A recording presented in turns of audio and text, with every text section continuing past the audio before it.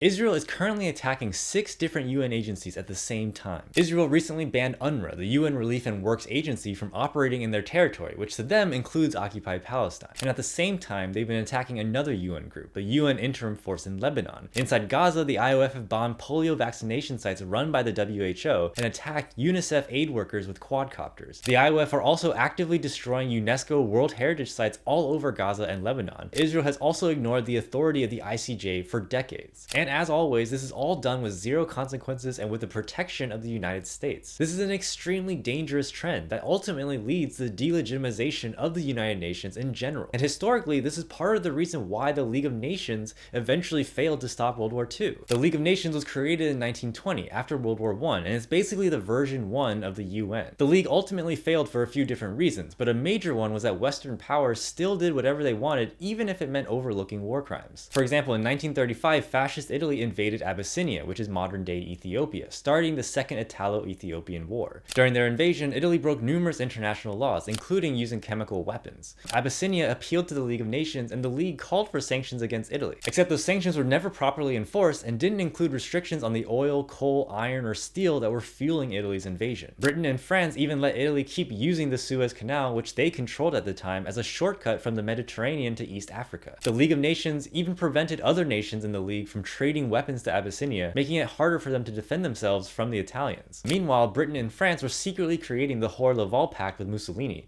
the leader of fascist Italy, which would have allowed Italy to annex 2/3 of Abyssinia, basically giving the fascists exactly what they wanted. The whole crisis led to the League of Nations being entirely discredited. Smaller countries realized that when push comes to shove, the global majority would still be thrown under the bus. And other fascist leaders like Hitler noticed the lack of action from the League and realized that the League of Nations wasn't a real threat to the Nazis. All of this ultimately created the conditions for World War II. And we're seeing a very similar trend in Palestine today. Israel's constant attacks on the UN and the United States' unconditional support reveals to the world the limits of the UN and discredits it as a global authority. Which is all very ironic too, because after all, Israel wouldn't even exist if it wasn't for the UN. But this all reveals that one of the same core issues as the League of Nations still remains, that the UN wasn't created to protect the world, it was created to protect the interests of the West. And when that happens, it lays the conditions for the whole thing to fail. That's why we all need to keep pressuring our governments to enforce the ICJ opinion as mandated by the UN resolution overwhelmingly passed a couple months ago, and start applying sanctions and arms embargoes against Israel. It's amazing that Ireland just passed legislation to do just that, but we need to keep going, because if not, the whole world just became a lot more dangerous. If you made it this far, here's how you can help. I have a public action toolkit in my link tree, as well as quick tasks that you can do, including sending evidence to the ICJ